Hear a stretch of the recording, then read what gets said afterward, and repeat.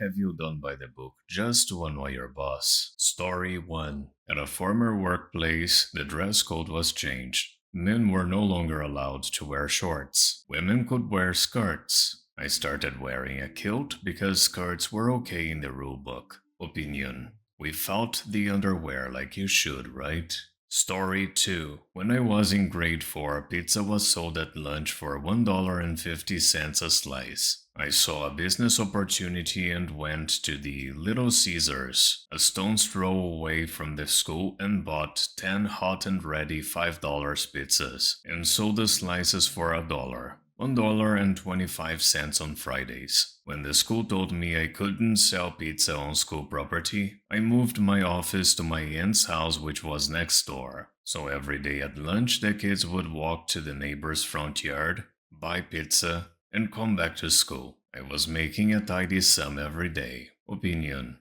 Think of how much more you could have gotten for suing the school for anti-competitive business practices. Story 3. When I was working at Office Max about 10 years ago, I was the only employee who didn't smoke. Needless to say, everyone in the building took a 15-minute smoke break, 2 to 3 times a shift. And I got squat. One day, I asked the manager if I could have a clean air break, and he was confused. I explained that since smokers have their 15-minute breaks 2 to 3 times a shift, I should be able to step outside and do the same without having to smoke. Irked my manager, but he knew he had to let me to avoid any discrimination. Opinion. I don't smoke either, but in my former job, if a couple of smoking colleagues went outside, I would quite often go with them. No one ever complained. Story 4. Not really my boss, but my school principal, who was really like a boss to me as a kid. I was at a Opus Dei school, so the nuns were pretty effing strict, and I hated the effing salads they gave us. I found multiple ways to hide the food because you can't throw food when there are millions of people starving. Until one day, I just went with a tray half full to dump it all. The nun went ballistic, and I just said,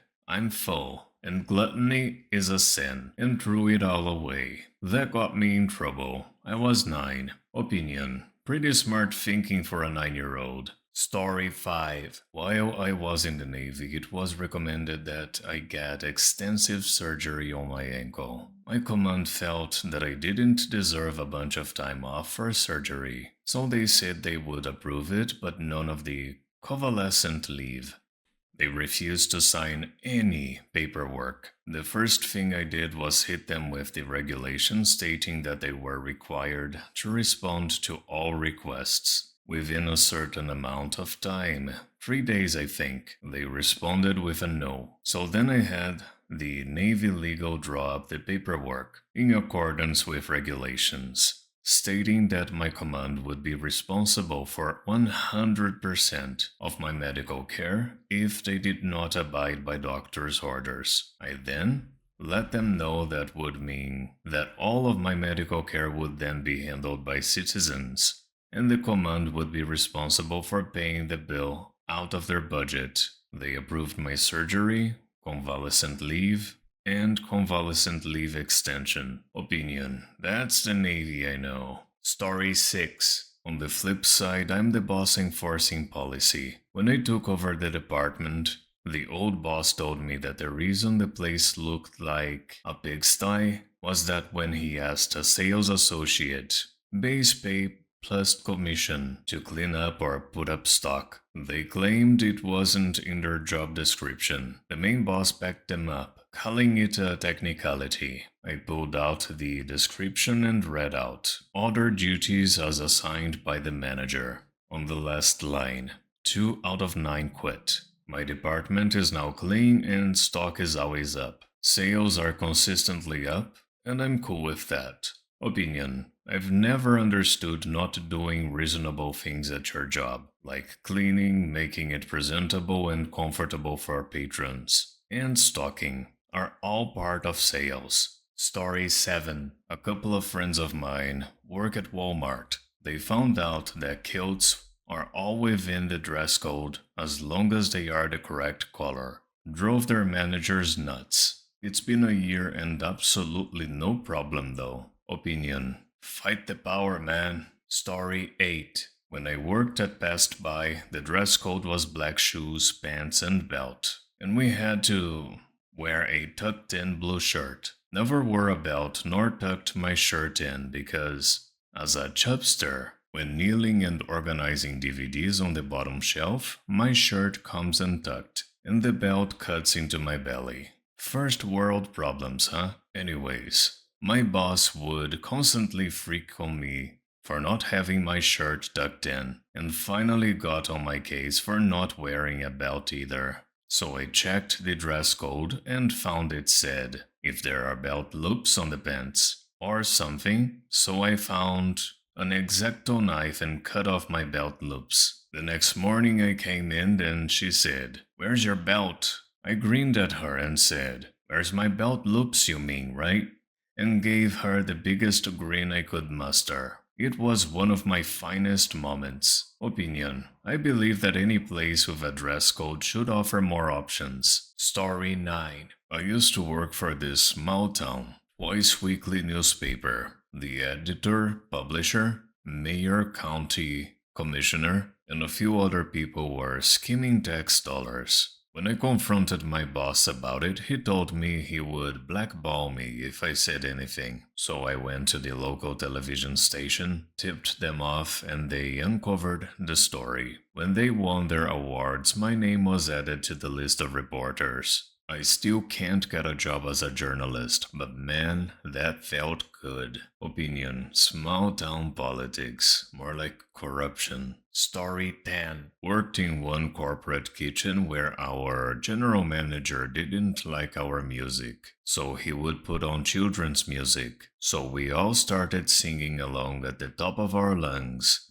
We won that war of attrition. Years later, in another kitchen, we had surround system. In a closed kitchen where the uppity general manager did not like our music and started passing draconian censorship rules about the music, so we switched it to children's music for a week. Moral of the story, never underestimate the power of a kitchen crew of misfits singing Banana Phone at the top of their lungs to fight fascism. Opinion. As a former kitchen employee, I applaud you. Don't let them take away the small things that make your job tolerable. Story 11. This isn't my story, but a coworker who worked at a water park. The supervisor was difficult and wouldn't let the lead guards at the top of the tallest slide in the park go to the bathroom. One guard at the top radioed in that he urgently needed to use the restroom, but she wouldn't allow him. Keep in mind that lead guards were allowed to write down occasionally to check if any tubes were stuck. The guard was about to have an accident in front of a lot of guests, so he went into the utility closet and used a bucket of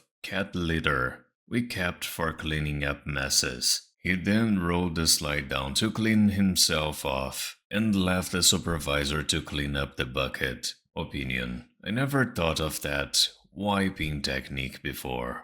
Impressive. Story 12. I used to work at a Jaws ride at Universal Studios, Florida. Our uniform consisted of a blue t-shirt, jeans, or jean shorts, white socks, and white shoes. The unofficial dress code had all of us girls wearing jean shorts and white knee socks. One summer I ended up working the Jaws ride and the Jungle Cruise at Walt Disney World simultaneously. I loved Disney and had always wanted to work there, but I ended up finding it stifling with all sorts of silly and over-the-top rules. At the Jungle Cruise, you wear a khaki shirt, khaki shorts or pants, white socks, and brown shoes. One day I didn't have any normal-sized socks to wear to the Jungle Cruise, so I ended up wearing my white knee-highs, which looked ridiculous with the jungle costume. When I got to work,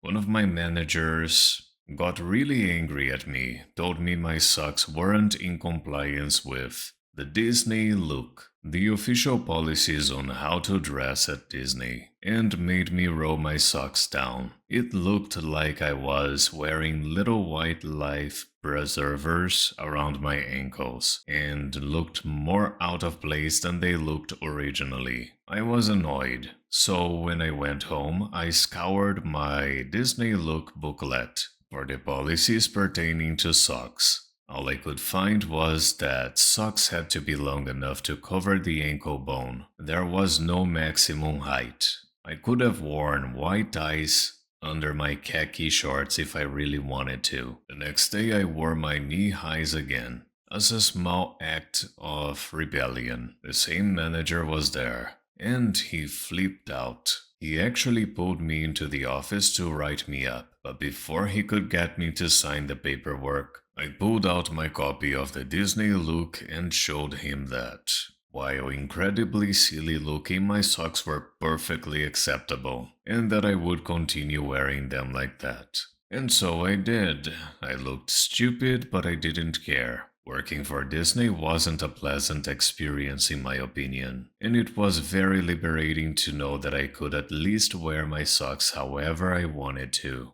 Opinion. It sounds to me like adventuring through the jungle knee-high socks are a good idea. Story 13. I used to work at a TV station. Absolutely awful management and horrible bosses. Complained about it to friends all the time. Some would even ask me on Facebook about my job and I would reply. But I knew I could get fired for speaking ill of the company. So I read the HR handbook and found out that as long as I don't specifically name the company, I can't be fired for it. So about a month later, I realize I can't take this anymore and post on Facebook how horrible the job is, never mentioning the company by name. They fired me a day later, and I gladly walked out of that building and into a lawyer's office. Got $17,800, my yearly salary. Seriously, feels good, man. Opinion. I bet they changed that regulation real quick. Thank you so much for watching. Don't forget to like, subscribe, and activate the bell button to receive notifications to my latest videos.